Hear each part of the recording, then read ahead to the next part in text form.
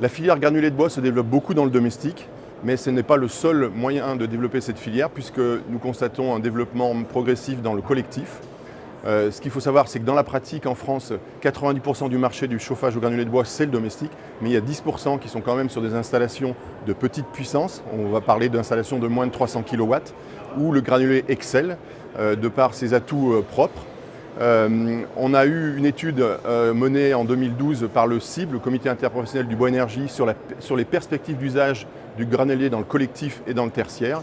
L'objectif était de comparer la plaquette et le granulé, pas de les opposer, mais de les comparer pour voir à quel endroit il valait mieux utiliser du granulé ou de la plaquette. Et les résultats ont été très clairs. Concrètement, le granulé est très vertueux et très bien pour des installations qui ont besoin de chaleur de manière intermittente, typiquement des écoles ou du tertiaire.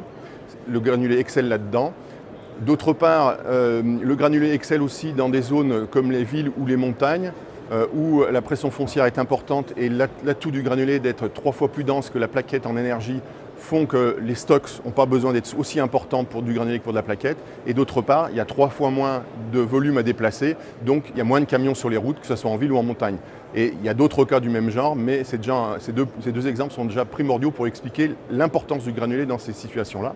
D'autre part, le granulé est aussi une solution très attractive en appoint d'une chaufferie plaquette, par exemple. On a l'habitude de mettre du gaz ou du fuel en appoint d'une chaufferie plaquette. Eh bien, le granulé, par sa souplesse, correspond exactement à ça et a un atout très fort pour ça.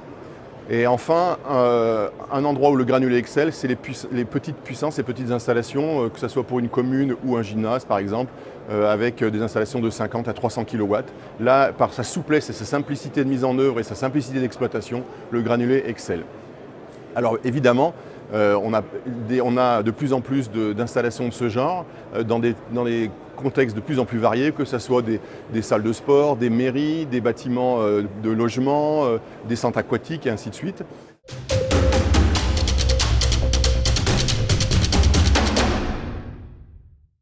Et c'est ce que nous avons voulu montrer avec Propelay en réalisant des vidéos sur des exemples concrets de réalisation de chaufferies granulées. Ces vidéos accompagnent une formation en ligne que nous avons développée à la demande de nos adhérents qui voulaient aider les professionnels à prescrire le granulé de bois. Ces formations en ligne sont destinées aux prescripteurs du chauffage, que sont les bureaux d'études, les architectes et les maîtres d'œuvre, et les installateurs aussi. L'objet de ces vidéos sont de présenter l'ensemble de la filière du chauffage au granulé de bois, en partant des labels de construction de bâtiments jusqu'à l'exploitation d'une chaufferie granulée, en passant par le stockage, par la fumisterie et tous les points qui sont importants quand on fait le choix ou quand on veut faire le choix d'une installation. Vous retrouvez cette formation en tapant propelay.fr/moc.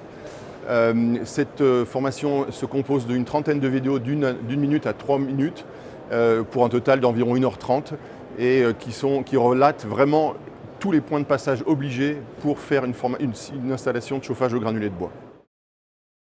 Un grand nombre de cas pratiques vous seront présentés. Mairie, école, logement collectif ou encore piscine et station de ski.